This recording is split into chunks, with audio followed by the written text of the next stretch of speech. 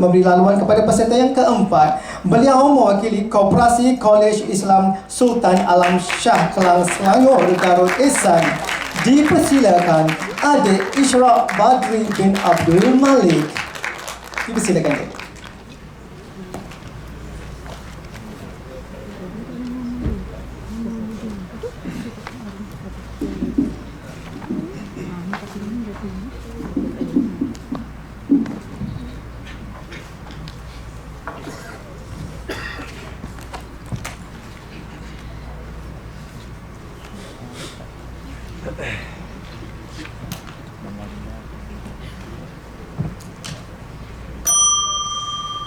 Bismillahirrahmanirrahim, tuan-tuan dan puan-puan. Saya amat tertarik dengan satu ungkapan yang diucapkan oleh Profesor Diraja Allahyarham Ungku Abdul Aziz Ungku Abdul Halim. Beliau membahaskan perniagaan yang bagus bukanlah dijalankan dengan kata-kata, tetapi turut dibuktikan dengan usaha. Pasti tercapai matlamat yang hendak dicapai, dan koperasi merupakan tempat usaha secara bersama. Assalamualaikum warahmatullahi wabarakatuh. Yang dihormati Tuan Pengerusi Majlis, barisan juri yang harif lagi bijaksana, seterusnya hadirin yang saya kasihi, pencetus minda koperasi. Begitu ramai yang hadir pada pagi ini petanda baik buat negara, kerana pecinta kemajuan negara telah menyatakan citra hatinya. Tahniah saya ucapkan.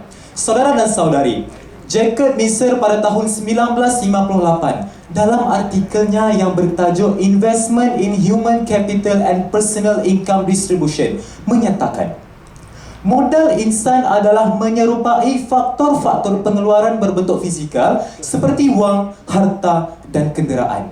Sehubungan dengan itu, keupayaan modal insan sebagai penggerak dan peneraju utama koperasi perlulah diperkasakan. Maka dengan ini saya bawakan maudhu bicara saya kepada sidang hadirin sekalian, iaitu pembangunan modal insan menjamin kelestarian gerakan koperasi. Tuan-tuan dan puan-puan, wacana fikrah saya yang pertama, modal insan kreatif menjana produktiviti inovatif.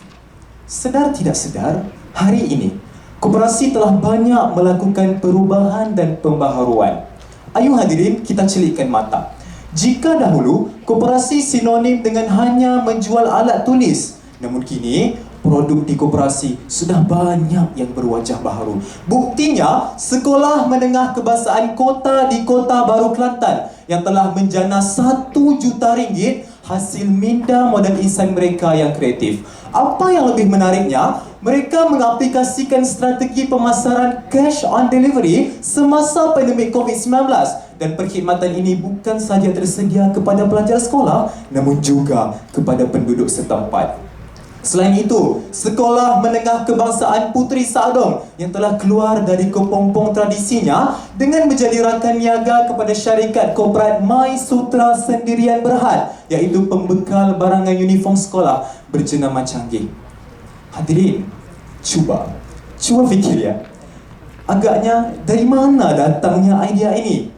Semestinya lahir dari minda pelajar kita yang inovatif dan kreatif. Maka sudah jelas, inovasi dalam koperasi pada hari ini menunjukkan modal insan kita mampu mengorak langkah ke arah yang lebih jauh dalam melestarikan gerakan koperasi di Malaysia. Saudara dan saudari, kedua, pembangunan intelektual menjana kompetensi keusahawanan. Pada tahun 2006, Drucker mengatakan, modal sebenar sesebuah pertubuhan bukanlah bergantung sepenuhnya kepada aset fizikal, kantung kewangannya mahupun prasarana bangunannya semata-mata. Namun, inti modal sebenar sesebuah pertubuhan bergantung kepada sumber manusia yang intelek, menguasai ilmu pengurusan organisasi dan menghayatinya dengan sepenuh jiwa. Ilmu dengan koperasi ibarat aur dengan tebing, berirama dengan lagu, umpama isi dengan kuku. Melalui program berimpak tinggi seperti Young Entrepreneurs Strive for Success atau YES, para anggota koperasi sebenarnya telah pun berada dalam fasa awal bagi memperoleh latihan dan ilmu pengurusan koperasi secara lapangan. Mereka turut menimba ilmu kepimpinan dan merasai sendiri pahit manis menguruskan perniagaan sebagai persediaan menjadi usahawan. Hal ini seiring dengan pelan transformasi koperasi Malaysia yang turut memperkasakan modul latihan bersepadu dan menjalinkan kerjasama strategik dengan beberapa kementerian dalam usaha menarik golongan profesional dan belia dalam aktiviti keusahawanan. Modal insan yang memiliki kompetensi dan kecekapan yang tinggi sebeginilah yang tentu akan mengukuh dan melestarikan gerakan koperasi di negara kita. Tuan-tuan dan puan-puan yang dirahmati, ketiga, merencana strategi digital dalam meneroka dunia global.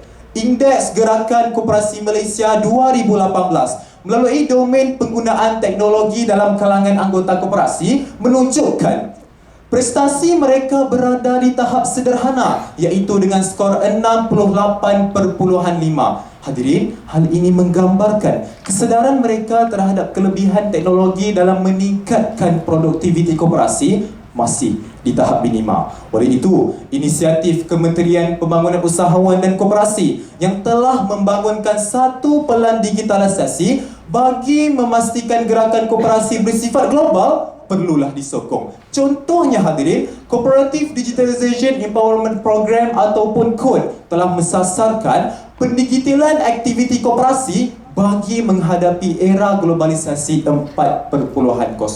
Hadirin, mari ikuti saya. Kita menjelajah ke peringkat global. Kita akan dapat saksikan koperasi Mona Kunta di negara Skandinavia yang merupakan koperasi pemasaran telur dan sayuran. Walaupun hanya memiliki tidak lebih dari 5% tanah pertanian, saya ulang, tidak lebih dari 5% tanah pertanian, tetapi dengan penggunaan teknologi yang canggih dan efektif, produk mereka mampu menembusi pasaran negara Eropah dengan keuntungan mencecah 60 juta euro setahun. Hal ini jelas menunjukkan strategi membangunkan modal insan yang cerdik teknologi pasti mampu menjana kelestarian koperasi di Malaysia, seterusnya melangkah maju ke peringkat global. Akhir kalam, saya cukup yakin modal insan kreatif, berintelektual tinggi dan cerdik teknologi pasti mampu merealisasikan satu misi, yaitu koperasi negara yang lestari. Sekian daripada saya. Salam keluarga Malaysia buat semua. Terima kasih. Baik, terima kasih kita ucapkan kepada Adik Ishraq Badri bin Abdul Malik. Begitulah menariknya persembahan daripada beliau. Okey, kita bersedia untuk teruskan pertandingan pidato koperasi sekolah.